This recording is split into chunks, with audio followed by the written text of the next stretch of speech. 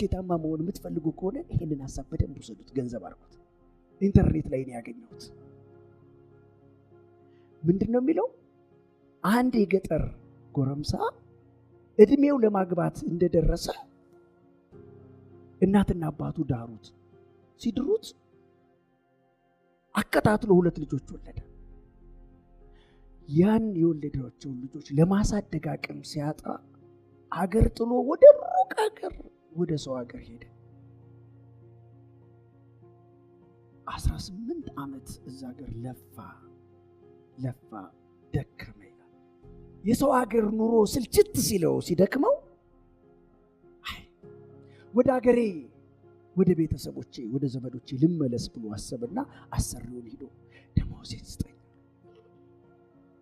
አሰሪው ቫት ቀንሶ ታክስ ቀንሶ አስራት ቀንሶ $3000 ሰጠው።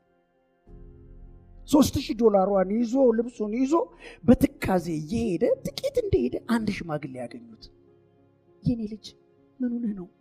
ውስጥህ ላይ ሐዘን ይሰማል አያለሁ። ያልተሳካለት ሰው ነኝ አባባ፣ ስኬት የራቀው ሰው ነኝ እኔ። ሰውየው ቆም አሉና የኔ ልጅ እንዲሳካልህ ትፈልጋለህ? አዎ። እርግጠኛ ነህ? አዎ። እሺ እኔ ስኬት መንገዱን አሳይሃለሁ፣ $1000 ስጠኝ። የ18 ዓመት ደሞዙ $3000 ናት። እንግዲህ ከዚህ ነገር መላቀቅ አለብኝ ብሎ $1000 ሰጣቸው። የኔ ልጅ አየህ፣ አቋራጭ ጎዳና ነው ብለህ በማታውቀው መንገድ እንዳትሄድ አሉት። በቃ አላቸው። አዎ ግን ሌላም እሰጥሃለሁ አሉት። እሺ ምንድነው ሲላቸው፣ ሁለተኛውን እንድነግርህ ትፈልጋለህ? ነገርኩ ማለት ተሳካለህ አሉት። በቃ እሱ በጣም ይገርማል። ሰፍ ብሎ እሺ ምንድነው? በማያገባ ነገር ጣልቃ አትግባ። እንዴ በቃ አዎ ሶስተኛውን ነገርኩ ማለት አበቃ አሉት። እና $1000 የተቀበለ $3000 ሶስተኛውን የኔ ልጅ አሉት። ሶስተኛውን እየነገርኩ ነው ስማ አሉት። ለክፉ ነገር እንዳትቸኩል አሉት።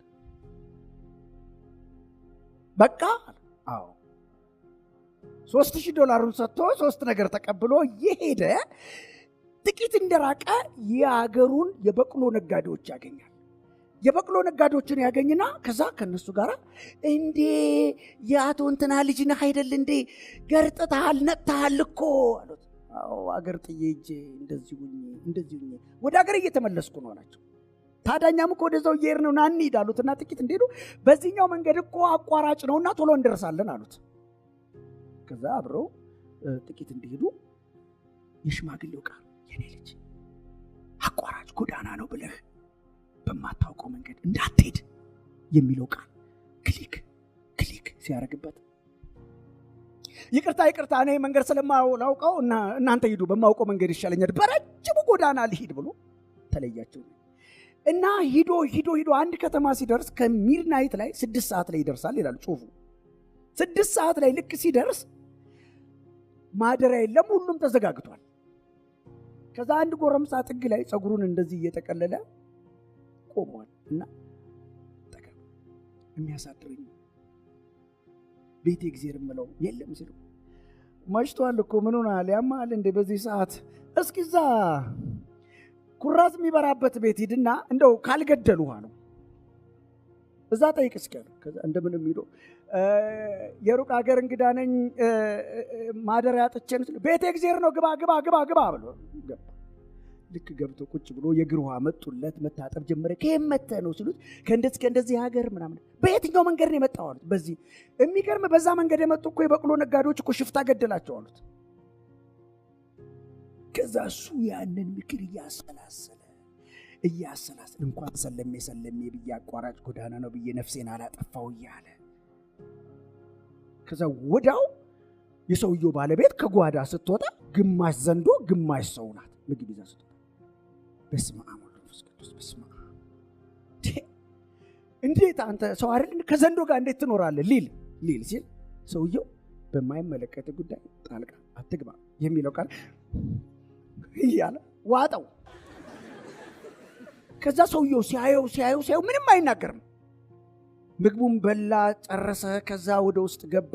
ከዛ አመጣውና ባለቤቱ ይዞት ወደ ውስጥ ገባና አየህ አለው፣ አንገት፣ እግር፣ እጅ ተቆራርጧል፣ ክምር ሆኗል እንደመቀስ። ይሄን ሁሉ እኔ ነኝ የገደልኳቸው አለው። አንተ ግን ከመሞት ተርፈሃል አለው። ትገርማለህ፣ እንዳንተ አይነት ሰው አይቼ አላውቅም አለው። ለምን እንደገደልኳቸው ታውቃለህ አለው። የምወዳትን ፍቅሬን ሚስቴን እንደ ከዘንዶ ጋር ሲሉኝ እኔ እርድ እኔ በአንተ ተገርሜያለሁ፣ ተደንቄብሃለሁ አለው። ስለዚህ አለው የአገሩ ከበርቴ ሰው እኔ ነኝ አለው። በቃ እድሜ የሚሄደዋል ከዚህ በኋላ የሀብቴን እኩሌታ እሰጥሃለሁ አለው። ዶላሩን፣ ወርቁን፣ ብሩን፣ ማይኒንጉን፣ ኤመራልዱን፣ ሳፋይሩን አሸክሙ። ጠዋት ማለዳ ተነስቶ ወደ አገሩ ሄደ።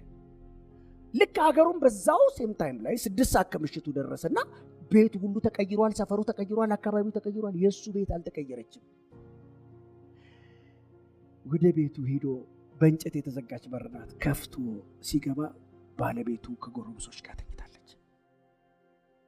ችን ይወዳል ሰውየው ልጅ። እኔ ቤተሰቤን ለውጣለሁ ብዬ ደክሜ ውጭ ወጥቶ ትልቅ ድንጋይ አንስቶ ናቷን ለዚህ ሽማግሌው ለክፉ ነገር መደቡን ፈፍ ብሎ ተኛ። ልክ ሰማዩ ዳመና ቀይ ሲሆን ሊነጋጋ ሲያቅላላ ባለቤት ቀና ብላ ስታይ ባሏ መጥቷል። ባሌ፣ የልጅነት ባሌ ብላጮች። ከዛ ወዲያው ቀሰቀሰ። የሰፈሩን ሰው ጠራችና ቀስቅሳ እንደዚህ አለችው፣ ያኔ ስትሄድ የተወለዱ ልጆች ያቸው አለችው።